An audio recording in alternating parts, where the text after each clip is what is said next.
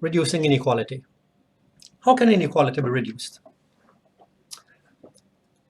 It is factor markets, the market for labor, the market for different kinds of capital, that determine the returns to each type of productive asset.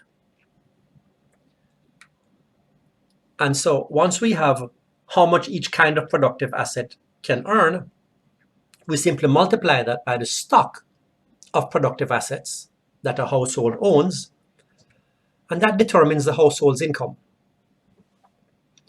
This gives us a clue as to how we might intervene in this process to redistribute income. We can intervene either by trying to affect factor returns, the stock of productive endowments, or after the fact, the amount of household income. And if we look at the various ways that governments have indeed intervened in economies to try to reduce income inequality, it can be categorized under these three headings. The most popular way to influence, to determine factor returns, and to reduce inequality by this means is by the minimum wage. It puts a floor to the wage that can be paid to unskilled labor, and thereby increases the earnings of the lowest income earning category. Under the same heading, we can also put rent controls, which puts a cap to how much usually residential real estate can earn. Rent controls have been far less successful than minimum wages. Governments also try to change the stock of productive endowments.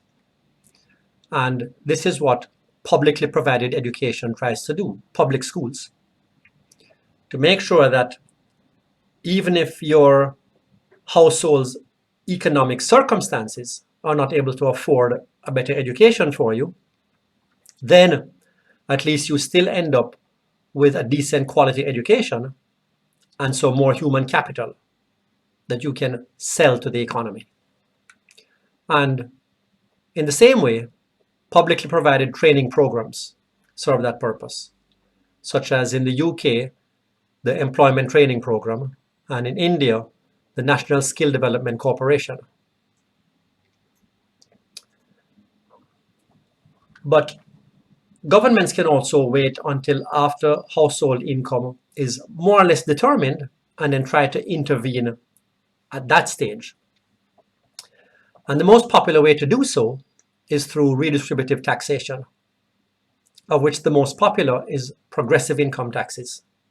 Progressive income taxes taxes income of higher income groups at a higher rate than that at which it taxes lower income groups. And therefore, the after-tax redistribution of income is going to be more equal than the before-tax redistribution of income. Another tax measure is to exempt from value-added taxes items that constitute a higher share of the budget of poor households. There are also various social insurance schemes like public pensions and unemployment insurance. Those attempt to shore up the incomes of those who have no incomes, such as the elderly or those who are temporarily unemployed.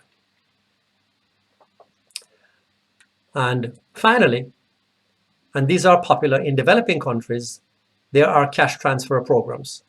Cash transfer programs give a guaranteed income to the poorest households. And there are various forms of this. In Honduras, it's the Buena Vida Mejor. In Ghana, it's the Livelihood Empowerment Against Poverty, or LEAP program. And in Pakistan, there's the Benazir Income Support Program.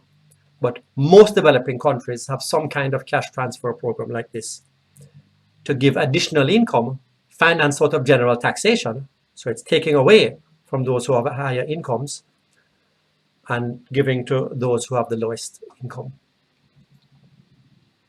So there are policies that can mitigate inequality and reduce poverty.